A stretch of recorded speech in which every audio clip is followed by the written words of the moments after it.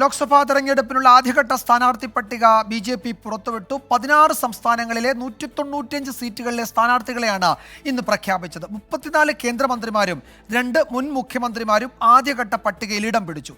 പ്രധാനമന്ത്രി നരേന്ദ്രമോദി വാരാണസിയിൽ നിന്ന് വീണ്ടും ജനവിധി തേടും. ലോക്സഭാ തെരഞ്ഞെടുപ്പിൽ കുറഞ്ഞത് 370 സീറ്റുകൾ ലക്ഷ്യം വെക്കുന്ന ബി.ജെ.പിയുടെ ആദ്യഘട്ട പട്ടികയിൽ തന്നെ 195 പേരുകൾ പ്രഖ്യാപിച്ചു. 47 യുവാക്കൾ, 28 വനിതകൾ, SC വിഭാഗത്തിൽ നിന്ന് 27 പേർ, ST വിഭാഗത്തിൽ നിന്ന് 18, OBC വിഭാഗത്തിൽ നിന്ന് 57 എന്നിങ്ങനെയാണ് ആദ്യഘട്ട പട്ടിക. 195 सीट्स का निर्णय हुआ.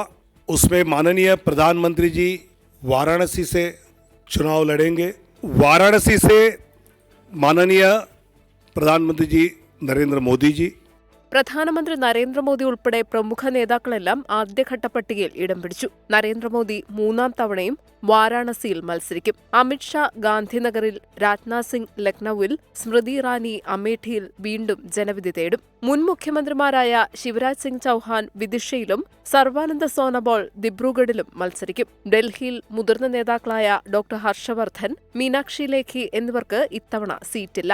സുഷമ സ്വരാജിന്റെ മകൾ ബാംസുരി സ്വരാജ് ന്യൂഡൽഹി മണ്ഡലത്തിൽ മത്സരിക്കും. മറ്റ് പാർട്ടികൾ വിട്ടുവന്ന നേതാക്കളിൽ നിരവധി പേർ ആദ്യഘട്ട പട്ടികയിൽ തന്നെ ഇടം പിടിച്ചു. തമിഴ്നാട്, ബീഹാർ, മഹാരാഷ്ട്ര സംസ്ഥാനങ്ങളിലെ സ്ഥാനാർത്ഥികൾ ആദ്യഘട്ട പട്ടികയിൽ ഇല്ല. 24 ഡൽഹി.